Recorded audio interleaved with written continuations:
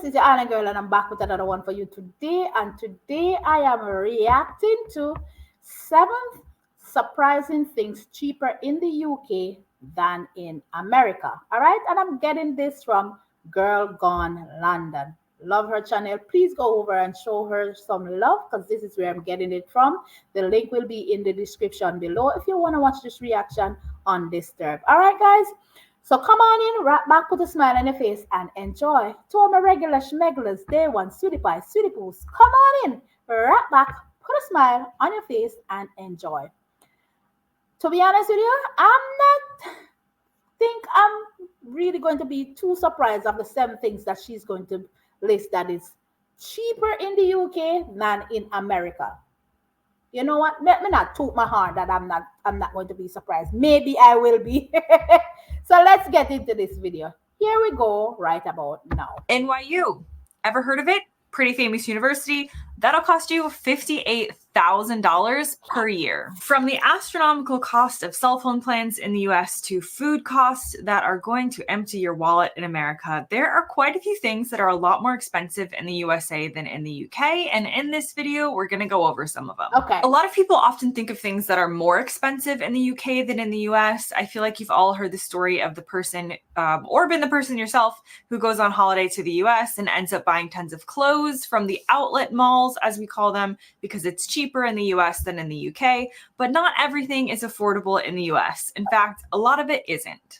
Now let's start with groceries, because this is talked about a lot on the internet, and it's true. When directly compared, groceries or food items in the US tend to be about 30 to 50% more expensive than in the UK. Wow. Honestly, when I go back to the US to visit, some of the prices are honestly so shocking that I don't even end up buying some of my favorite American foods that I've been missing for years, because I cannot fathom paying $7 for a box of cheese crackers or something equally insane.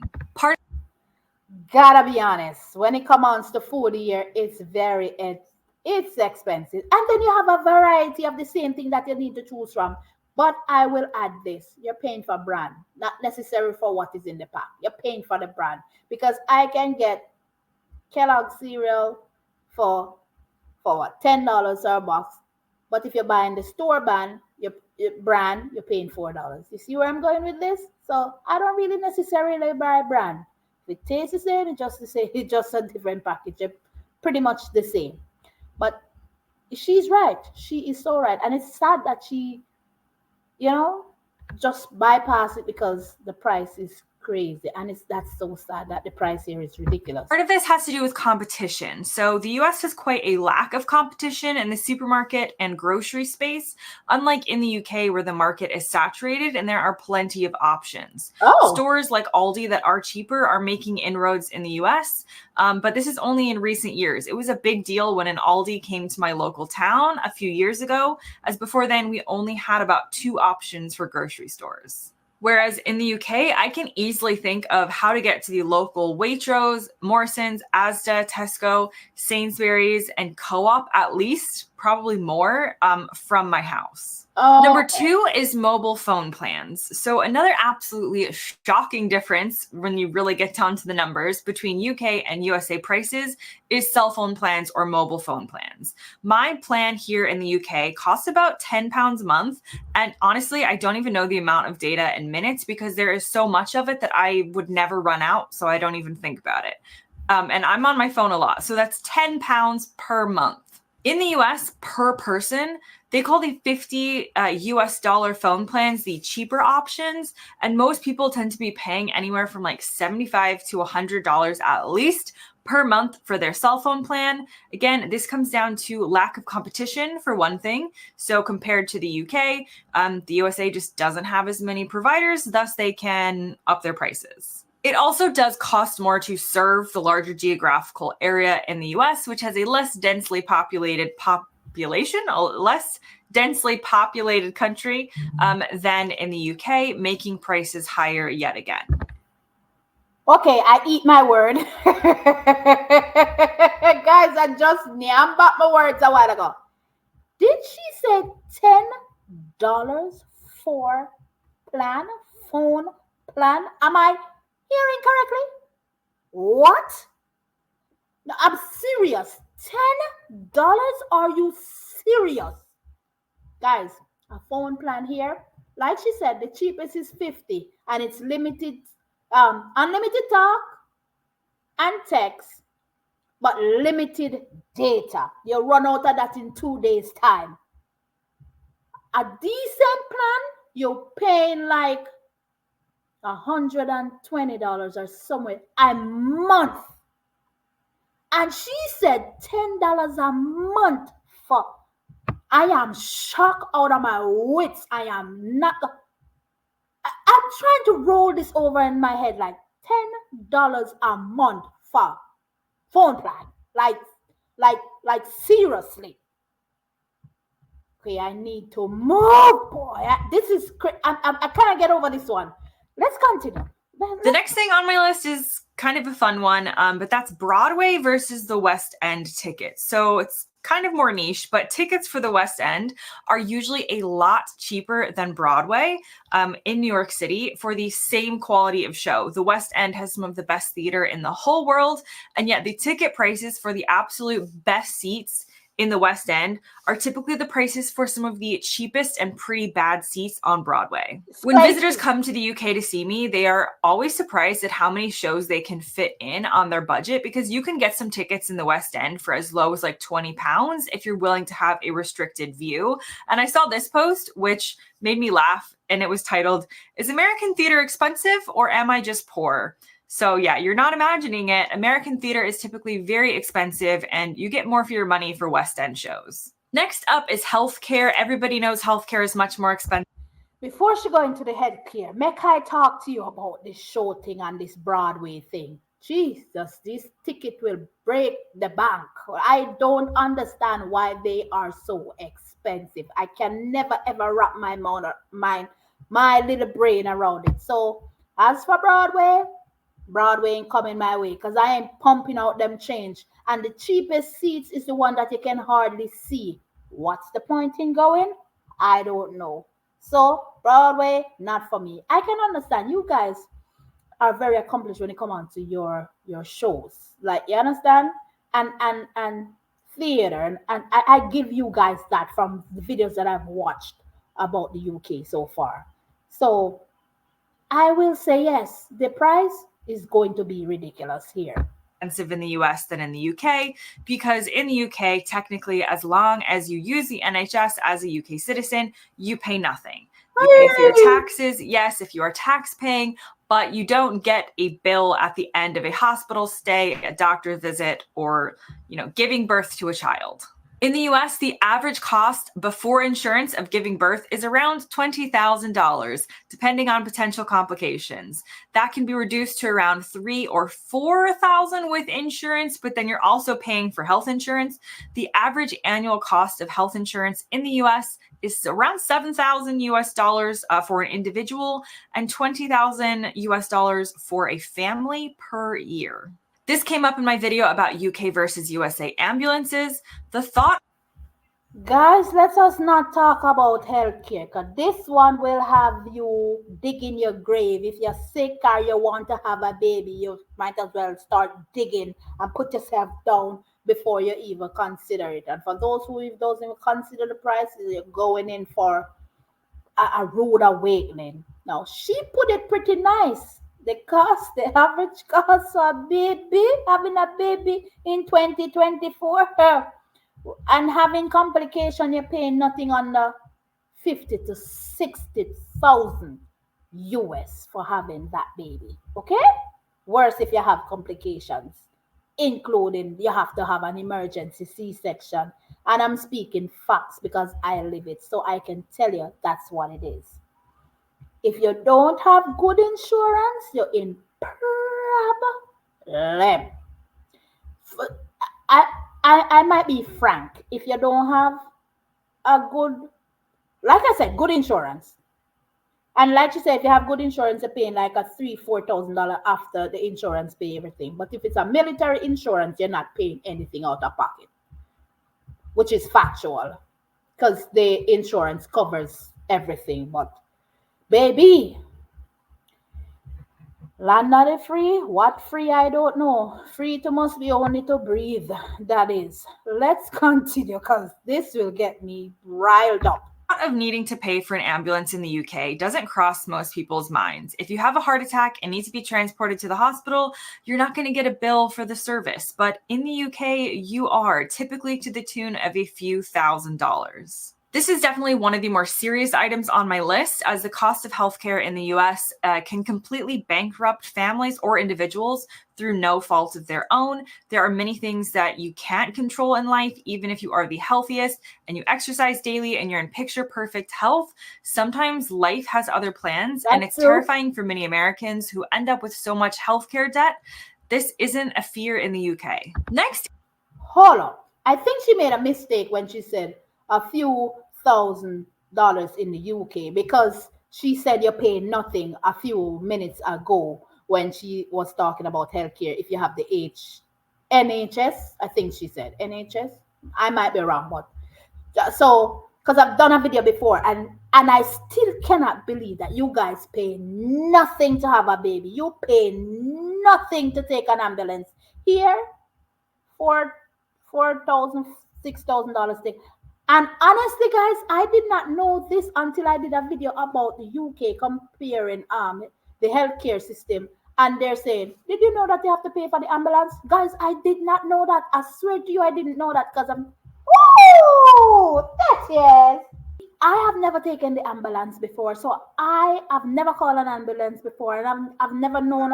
I don't know anybody who have, so I did not know that you have to pay so much money for it. Not to mention, if you call the fire department and somebody, you have to pay, and it's a false alarm. You have to pay for. Listen to me. Let's pause. Let's just. It's crazy here, and I'm in awe, and I lift my hats.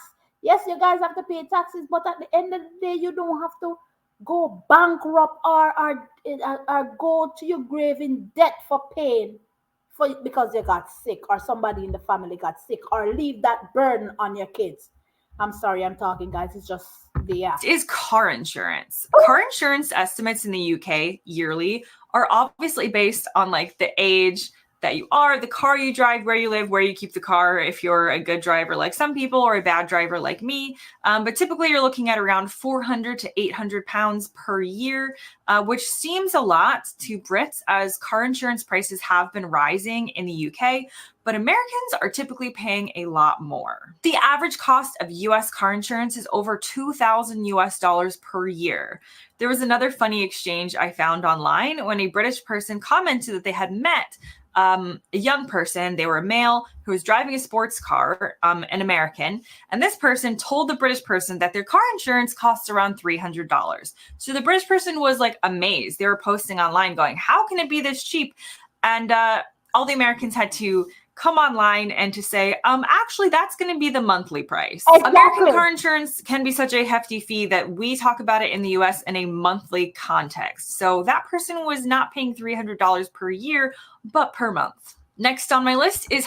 Hold up. You're telling me you only pay 400 something per year for your car insurance in the UK? Are you guys serious?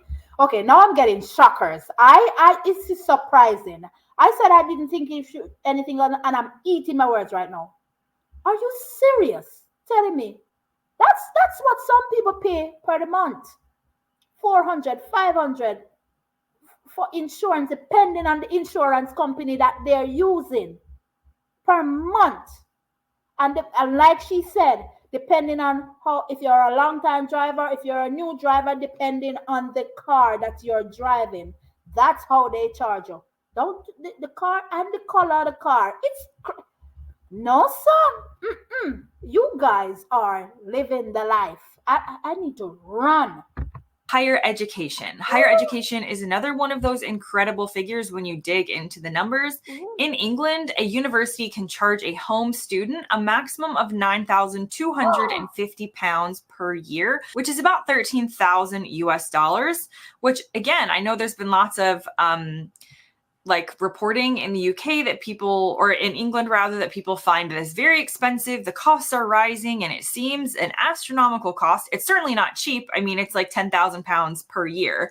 However, in the US, wait for it, there are some universities, particularly with their in-state tuition, as we call it, where tuition fees can be under $10,000, but most aren't. The cheapest tuition for the University of Pittsburgh, for example, is $21,000 per year. Oh. The University of Florida, if you're an in-state student, you're a resident in the state, it's going to run you about $6,000 US dollars per year. Okay, kind of makes sense. But for every other US student, so from every other state in the US, you're looking at 28 grand. Yep. And these are small numbers. Harvard, over 50 grand per year, 50,000 US dollars. At least that's just for tuition. That's not for what we call room and board and all the rest. NYU, ever heard of it? Pretty famous university. That'll cost you $58,000 per year. Even the international student fees in England for universities do not touch these absurd numbers. So often students moving from the US to the UK to study, even paying the more expensive international fees, are basically looking at a bargain. And finally, and on a listen, when it come on to education and you guys, I think I did a video and somebody said in Scotland, I think you paid nothing. Either Scott or Sweden. I might be wrong. I don't remember exactly where. And I was like, what did you say? She is spot on. Instead here in Alaska, you're running at biggest university here. In Alaska, you're running like in state, if you're home, you're looking at 19,000. If you're out of state, you're looking at 21,000 per year, depending on your major. That is. And that does not include room and board. Like she said, these kids are going to school and ending up in debt before they even enter the workforce or before they even turn adult. It's crazy. It's ridiculous. It's madness on another level, I might add. That's why you see a lot of people here in the US, these kids opt out of going into college and say, listen, let me just take a few courses here and there and going in the workforce and go flip some burgers. Not downgrading persons who flip burgers. I'm just listening. They're living hand to mouth because guess what? You're in debt either way. It's crazy and it's madness and it's ridiculous, and I don't see any change coming anytime soon. It doesn't matter who is where or what. Yeah. Lighter note, there are so many free museums in the UK, particularly in the capital city of London. Everything from the British Museum to the Natural History Museum to the Tate Modern and Tate Britain, the Science Museum. You can keep listing them. There's a lot of world-renowned museums. These are not like dinky little museums, and they're completely free. In the US, free museums do exist, but they're not as much of a thing as in the UK. If you're going to New York City, you're looking at like $26 a person for the Museum of Natural History, Yep. $24 for the famous Museum of Modern Art, etc. Luckily, in Washington, D.C., we do have the Smithsonian, which is quite a world-famous collection of museums, which are free, as well as more free options than in New York City. But overall, I would say there are more cultural subsidies in the UK that can lower the price of these experiences for people, if not making a lot of them completely free. Now that brings me to the end of this list. Comment below on which one has surprised you the most. I would love to hear your thoughts. Thanks.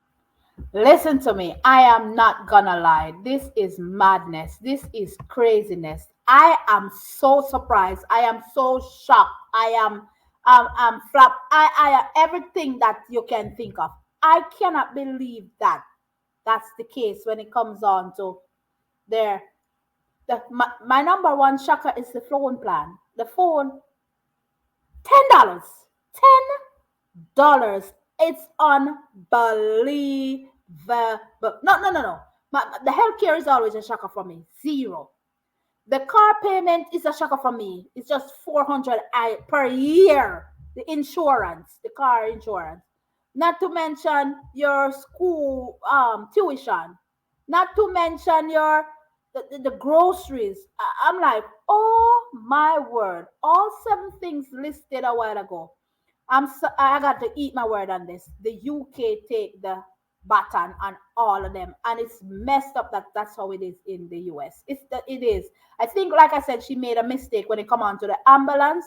I don't think you guys have any charge. Let me know in the comments. I think because before she said there's zero charge because NHS or NH something or another covers everything and is zero payment to everything. Not to mention having a baby. We don't even want to get into that.